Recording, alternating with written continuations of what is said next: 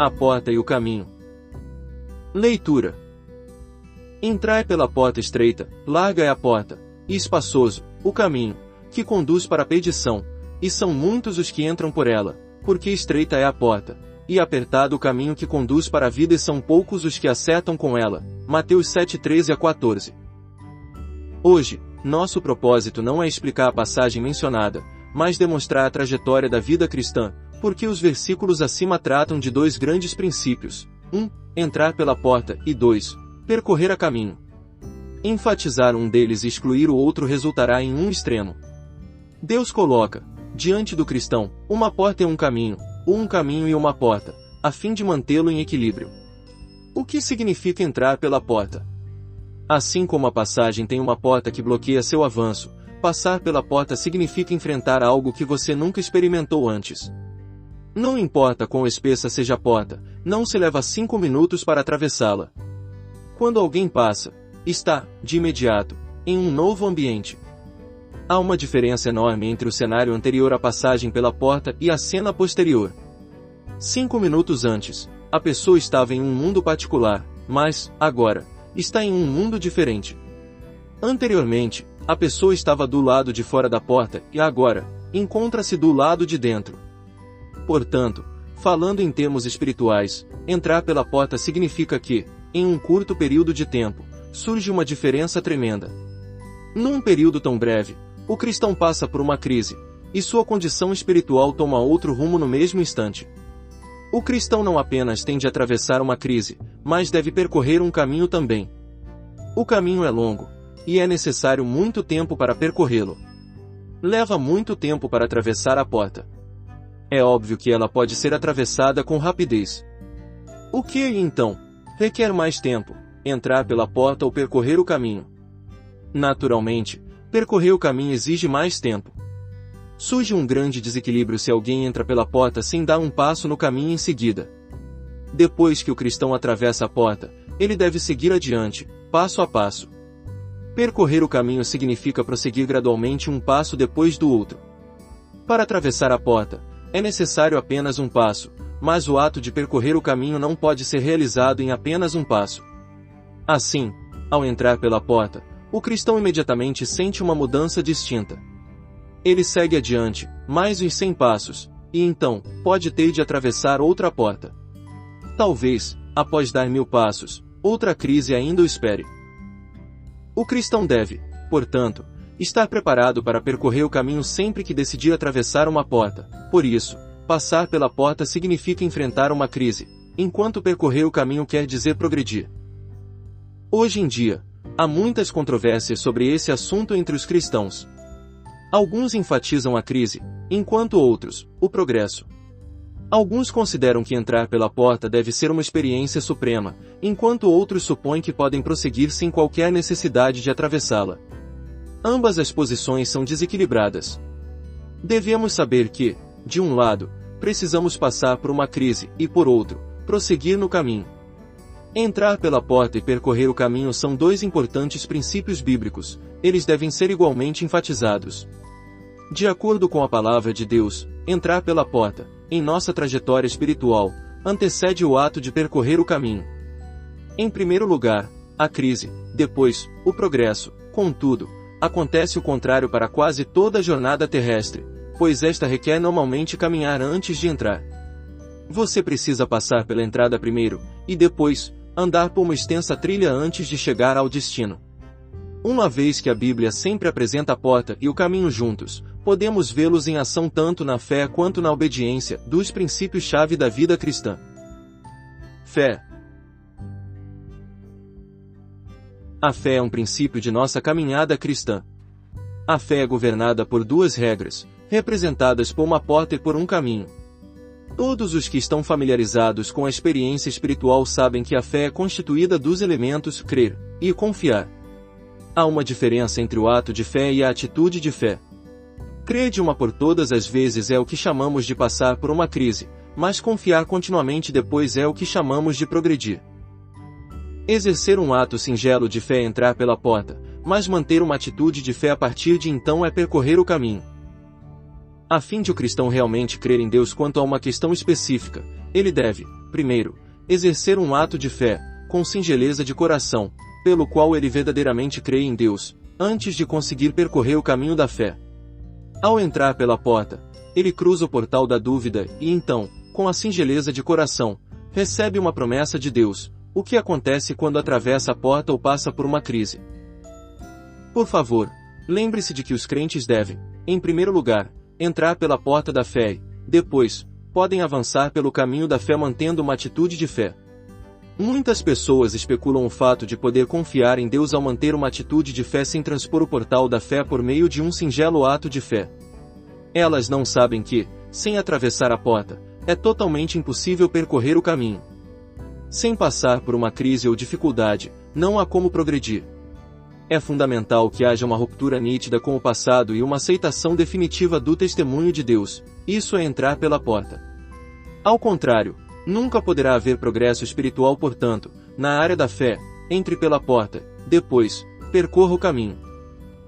Dentre as muitas verdades nas quais acreditamos, não existe nenhuma mais sublime do que existirmos, em Cristo, que é a posição que o redimido do Senhor obtém, segundo o ensinamento do Novo Testamento. Nada pode ser mais elevado do que esta posição, uma vez que o perdão dos pecados, a justificação e a santificação estão em Cristo. Todas as bênçãos espirituais encontram-se em Cristo. Tudo está nele. Assim sendo, a maior graça que podemos receber é ter nossa existência colocada em Cristo. Tudo o que Deus nos oferece está em seu Filho. Atualmente, a pergunta mais importante que devemos fazer a nós mesmos é: quem podemos ser em Cristo? O missionário inglês na China Hudson Taylor admirava a vida vitoriosa e sabia que tudo deveria ser encontrado em Cristo.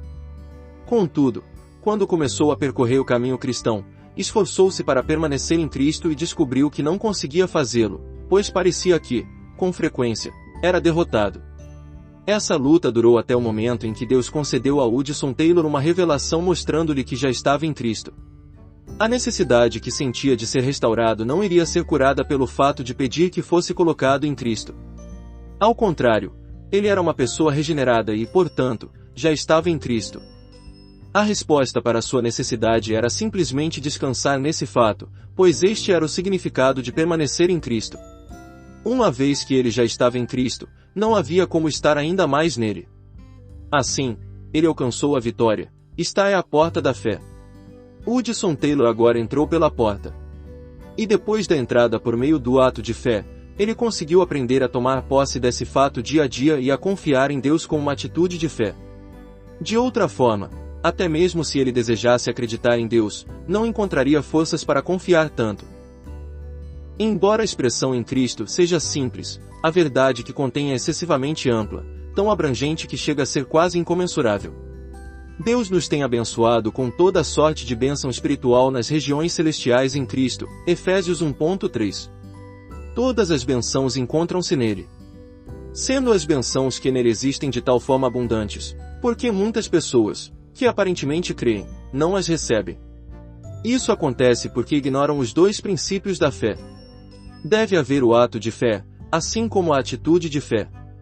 Muitos podem ter crido e, aparentemente, exibido a atitude de fé, mas lhes falta o ato de fé. Em outras palavras, eles não cruzaram o portal da fé ao mesmo tempo em que, com singeleza de mente, acreditaram na realidade de Deus. Eles confundiram a atitude de fé com a própria fé.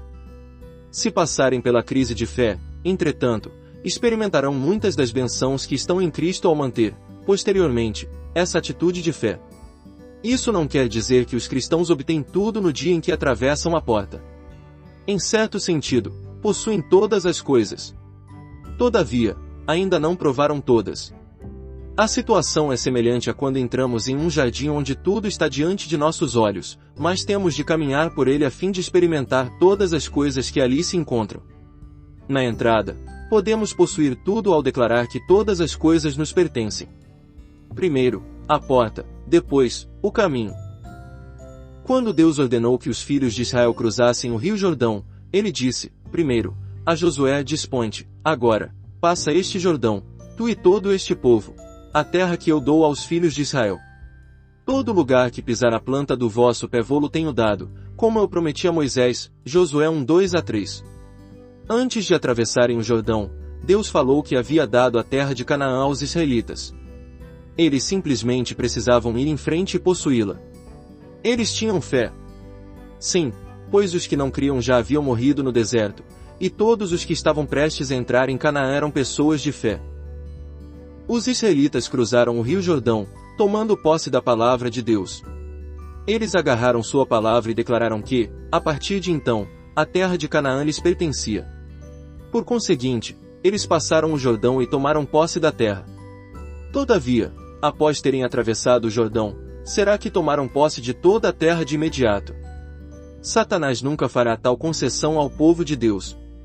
As muralhas de Jericó eram altas, e as portas da cidade estavam seguramente fechadas. Se estivéssemos presentes nessa situação, provavelmente teríamos ido a Deus e reclamado, dizendo: Tu disseste que a terra de Canaã seria nossa. Cruzamos o rio, mas, agora, as muralhas de Jericó são altas demais, e as portas da cidade estão fechadas com segurança. A tua palavra não falhou. Entretanto, os filhos de Israel não fizeram nada disso, mas acreditaram na palavra de Deus e tomaram posse de sua promessa.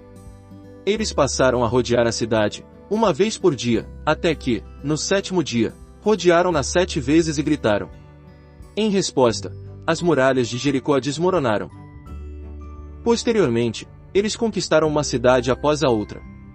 Embora tivessem seus fracassos, falharam por não expulsar por completo as 7 tribos de Canaã, tomaram posse de mais da metade das cidades de Canaã. Devemos exercitar a fé a fim de possuir todas as bênçãos espirituais em Cristo, assim como os filhos de Israel haviam aprendido a palavra de Deus ao atravessar o rio Jordão e conquistado a terra. Esse assunto também pode ser comparado aos documentos de propriedade que o pai moribundo dá em herança para o filho, que precisa encontrar as terras descritas nas Escrituras e administrar sua herança. A herança é do filho, mesmo que ele ainda não a tenha visto ou administrado. Portanto, ele deve investigar e subsequentemente, gerenciar suas propriedades de acordo com o que está escrito nos documentos.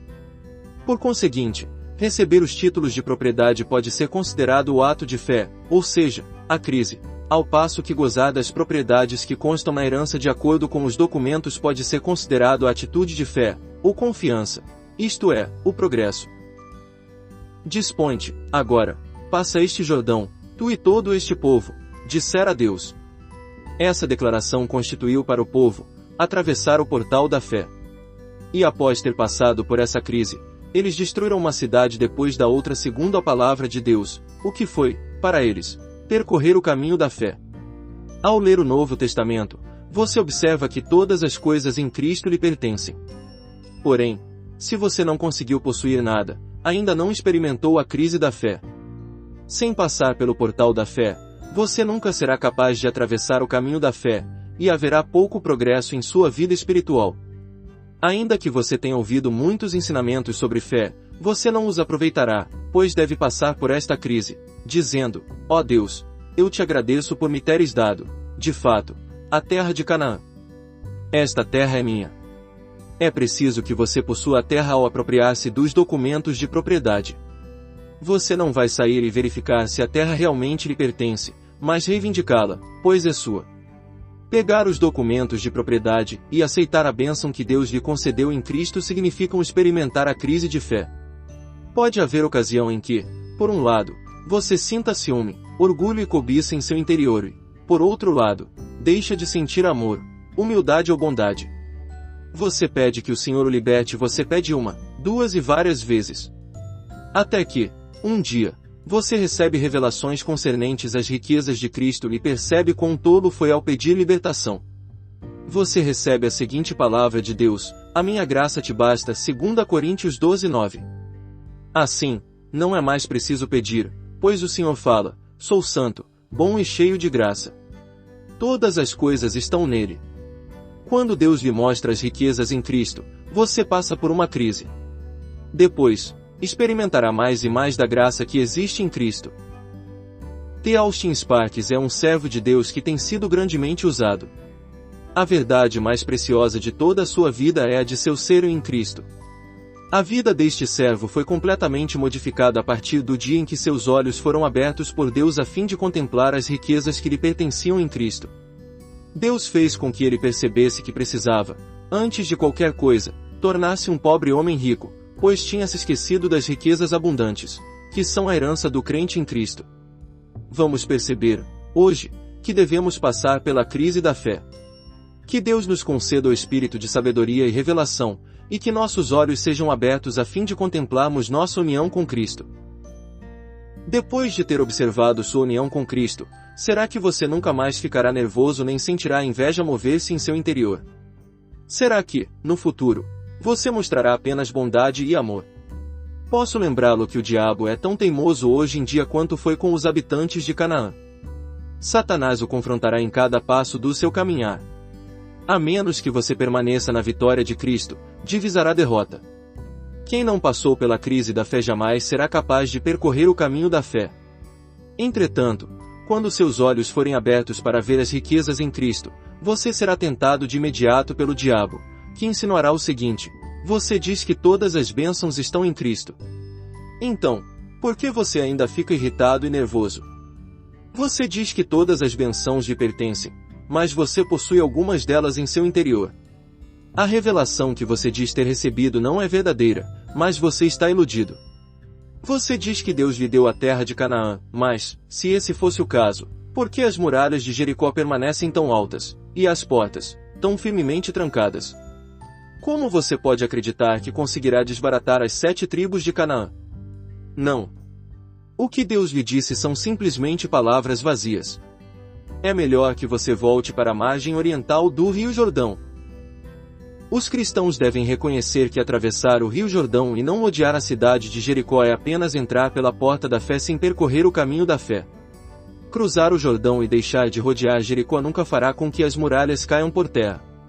Entrar pela porta da fé sem percorrer o caminho da fé não resultará em progresso espiritual. Ao contrário, a experiência espiritual de cada cristão que avança atesta as pegadas da fé. Satanás não deixará que você caminhe e leve consigo as bênçãos facilmente. Você ouviu dizer que todas as coisas estão em Cristo. Porém, ao chegar em casa, Satanás lhe dirá: o amor não lhe pertence, a bondade não lhe pertence, nada, enfim, é realmente seu. É por causa das mentiras de Satanás que você para de lutar e desiste. Você deve agir como agem os proprietários que administram as terras que possuem de acordo com seus títulos de propriedade. Assim como eles, você deve cuidar da sua terra de acordo com tudo que está descrito no documento. Você não precisa pedir ou tentar, pois tão somente deve levar o documento consigo e reivindicá-la. E, quando vier a tentação, você simplesmente terá de usar a passagem bíblica adequada à ocasião. Se for irritação, use a passagem bíblica que trata da irritação. Se for amor, use os versículos apropriados sobre o amor. Encontre as passagens certas para que possa, enfim, declarar: essa é minha herança, e portanto, reivindico-a. Você notifica a Satanás que ele é um mentiroso, e logo, deve afastar-se de você.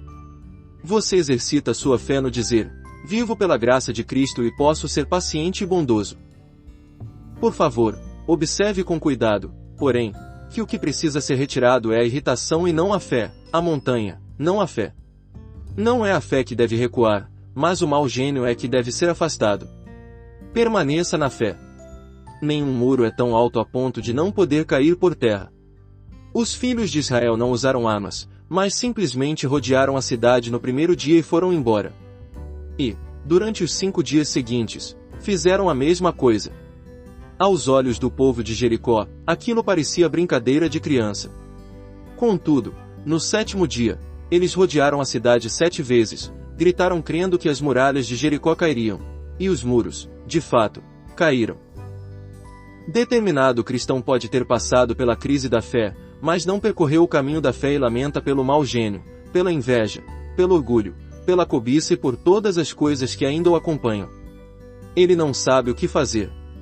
Por um instante, lembre-se disto, por favor. Primeiro, você deve ver as riquezas que tem em Cristo, ou seja, entrar pela porta da fé. Porém, ao entrar, você deve assumir sua nova posição ao lidar com qualquer tentação que apareça em seu caminho, seja o orgulho, a inveja ou qualquer outra coisa. Você permanece na fé e declara que todas estas tentações devem cair por terra. Então, elas cairão. Aleluia! Os filhos de Israel cercaram a cidade de Jericó e deram o grito de fé para que as muralhas caíssem. Do ponto de vista humano, essa atitude era extremamente tola, mas, quando eles gritaram, a cidade de Jericó caiu. O mesmo acontece nos dias de hoje se gritarmos com fé, o mau gênio, a cobiça, o orgulho e a inveja cairão igualmente. Passar por uma crise significa ver tudo o que é nosso em Cristo. Isso constitui o primeiro passo de fé. Depois, tome posse de tudo o que existe em Cristo como se apegasse a um título de propriedade. Por que morrestes? Colossenses 3:3.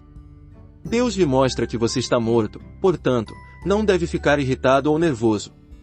À medida que você, pela fé, crê no que Deus diz em sua palavra, entra pela porta. Contudo, Satanás irá rapidamente onde você estiver e poderá fazer com que fique irritado pela provocação do seu cônjuge, ou filhos ou qualquer outra pessoa. Naturalmente, você concluirá que, provavelmente, a palavra "por que morrestes" não se aplica a você na Bíblia, logo, você confia em seus sentimentos, e sua fé desfalece. Suponhamos, por exemplo, que meu pai tenha comprado uma terra e tenha me dado a escritura da propriedade. Ele me diz para ir e administrar os bens. Então, vou ao país onde se situa a terra e encontro um caminhante que me pergunta por que estou indo até lá. Preciso encontrar a terra do meu pai, respondo. A terra não é do seu pai, mas do meu pai, protesta o caminhante. Agora, nesse momento, se eu duvidasse da palavra do meu pai, provavelmente voltaria para casa.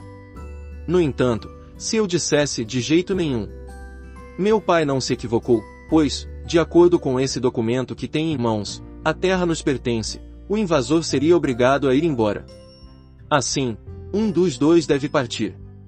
O mesmo acontece conosco, pois Deus Pai já nos deu todas as bênçãos em Cristo Jesus. A Bíblia é o documento que o Pai nos concede.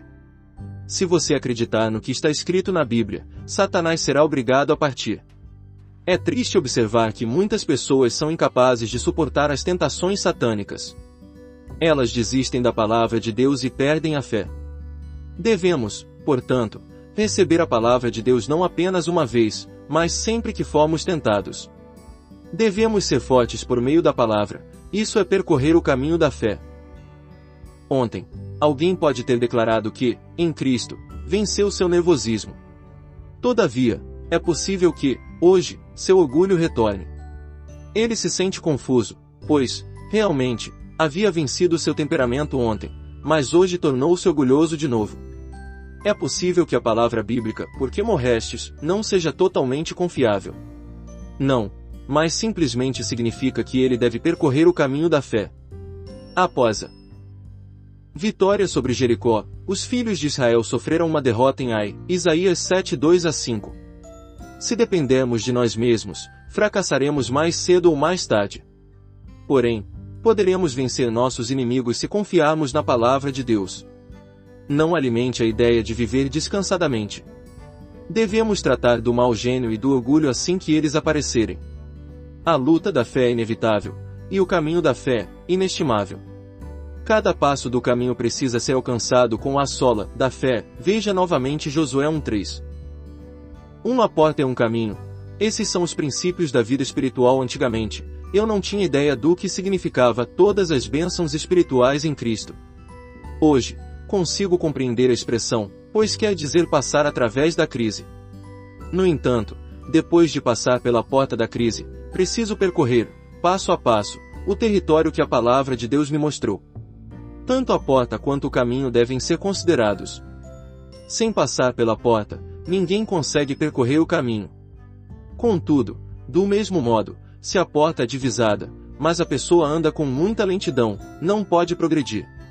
Ela deve caminhar, passo a passo, e aprisionar cidade a cidade com determinação. O inimigo jamais se renderá sem lutar. Devemos travar a batalha espiritual. Obediência. Quanto à questão da obediência, assim como com relação à fé, também existem a porta e o caminho. Primeiro, entre pela porta da obediência, e depois, percorra o caminho da obediência. Certa vez, algumas irmãs me disseram que, para elas, era muito difícil praticar a obediência. Outras irmãs contaram que pareciam ser capazes de obedecer com facilidade, mas, Obedecer era algo semelhante a carregar os sofrimentos do mundo inteiro. Respondi-lhes: se vocês nunca entraram pela porta da obediência, como podem percorrer o caminho da obediência? Deixe-me dizer que, se você nunca abriu mão da própria vontade e entregou-se ao Senhor com determinação, se nunca colocou de lado aquilo a que tinha mais apreço e negou o que mais adorava, é inútil pensar em percorrer o caminho da obediência. Se uma pessoa permanece do lado de fora da porta, é perda de tempo tentar persuadi-la a obedecer ao Senhor. Em primeiro lugar, faça com que atravesse a porta, e então, ajude-a a obedecer a Deus, um elemento após o outro, auxiliando-a no caminho da obediência. Você já disse adeus ao passado. Você já tirou toda a dureza do coração. Você já parou de procurar glorificar a si mesmo. A menos que tenha tido uma experiência clara, não será capaz de percorrer o caminho da obediência, pois ainda não atravessou a porta. Quando perguntaram a Rebeca se ela desejava ir com o servo de Abraão, ela respondeu: irei. Gênesis 4:58. Então, deixou a casa do pai, após tê-la deixado, montou em um camelo e viajou pelo deserto. Isso significa o caminho do sofrimento. O camelo representa o sofrimento na passagem mencionada.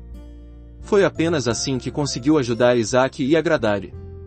Todos os cristãos devem dizer ao Senhor: a partir de agora, estou disposto a abrir mão de tudo, incluindo qualquer pessoa, acontecimento ou coisa, em favor da tua vontade. Se não for assim, quando Deus nos ordenar, hoje, que abandonemos determinada coisa, responderemos que não conseguimos, pois é muito doloroso. Amanhã, se Ele nos desafiasse com outro assunto, poderíamos responder novamente: não. Não consigo, porque dói muito. Pode parecer que Deus é muito severo para conosco. Por quê? Pois nunca deixamos a casa de nosso Pai. Esquece o teu povo e a casa de teu Pai.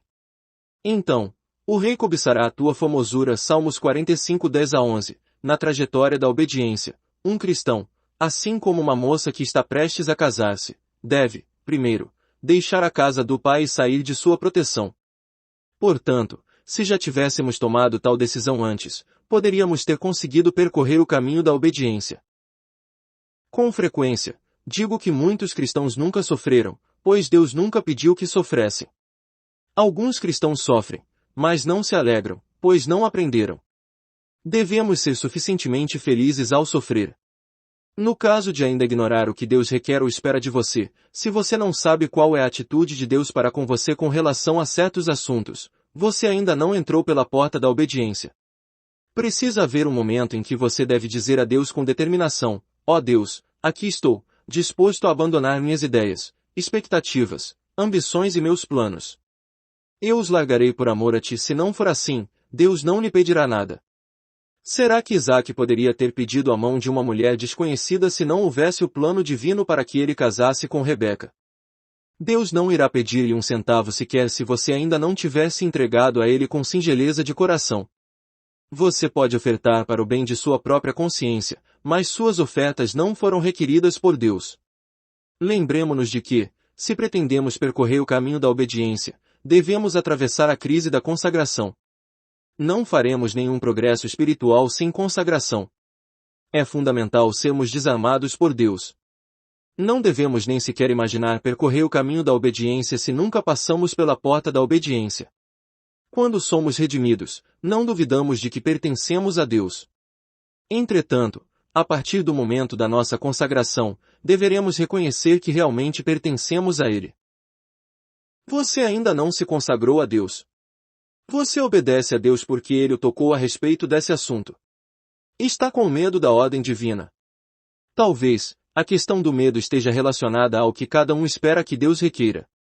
Qualquer coisa que você não ousa pensar ou tocar ou qualquer coisa que você tende a evitar pode ser muito bem um assunto a respeito do qual Deus falará com você. Muitas vezes, o Espírito Santo opera em você, mas você não considera importante, ao contrário, tenta fugir. Você pensa em outras coisas e fala sobre coisas diferentes. Você pode até ler a Bíblia a fim de escapar da voz de Deus. Algumas pessoas fogem quando Deus as convoca para pregar o Evangelho. Alguns são tocados por Deus quanto à questão financeira ou ao relacionamento com outras pessoas ou com os irmãos da igreja. Este toque divino, se admitido, é bastante doloroso para a carne, mas é o toque mais abençoado que existe. Não abrigue o pensamento de que Deus não enxerga os recessos do coração, porquanto estamos despidos e completamente expostos diante dele. É melhor que lhe digamos com determinação: ó Deus, a partir de agora, pertenço ao Senhor Jesus. A partir de agora, o meu objetivo é o Senhor Jesus. A partir de agora, nada desejo na terra além do Senhor Jesus. Quando o fizermos, deveremos passar pela crise da obediência. Nenhum cristão normal deixa de passar por esta crise, e nenhum bom servo de Deus deixa de atravessar essa porta, depois que você, de fato, tiver passado por esta porta ao consagrar-se e abrir mão de tudo, será provado pelo Senhor. Você será afligido até que Deus esteja convencido de que você realmente lhe pertence, e que você esteja convencido de que verdadeiramente pertence a Ele. Após Abraão ter cruzado o rio e chegado a Canaã, ele foi provado por Deus diversas vezes até, afinal, oferecer Isaque. O Senhor queria comprovar que Abraão realmente o temia. O mesmo acontece conosco. Após passar pela crise, podemos ter alguma coisa além de Deus que ainda amamos e admiramos em secreto. Se Deus nos pedir que neguemos a esta coisa, deveremos negá-la se formos fiéis. No caso de ainda não termos fé suficiente, veremos a cruz e a contornaremos ela. Existem muitos cristãos, nos dias de hoje, que contornam a cruz, o que apenas prolongará a trajetória. Nosso caminho deverá ser bem mais curto se formos fiéis, mas será bem mais longo se não formos, pois andaremos em círculo. Minha tarefa foi mostrar a você que, em ambas as áreas de confiar e obedecer, a porta sempre vem em primeiro lugar. Depois, segue o caminho. Tanto a porta quanto o caminho devem ser igualmente enfatizados. A porta precisa ser atravessada primeiro a fim de que o percurso do caminho seja possível. Se não for assim, tudo será em vão, pois todos os ensinamentos sobre fé e obediência se tornarão impraticáveis.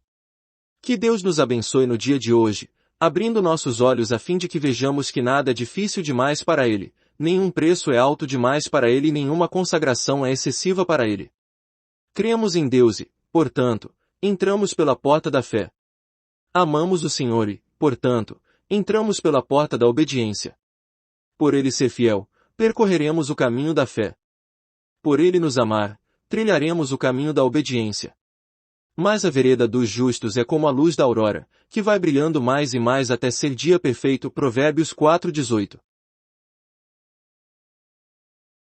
Extraído do livro Viver Cristão Equilibrado, Vatmanei. Inscreva-se no canal. Desfrutar é bem melhor.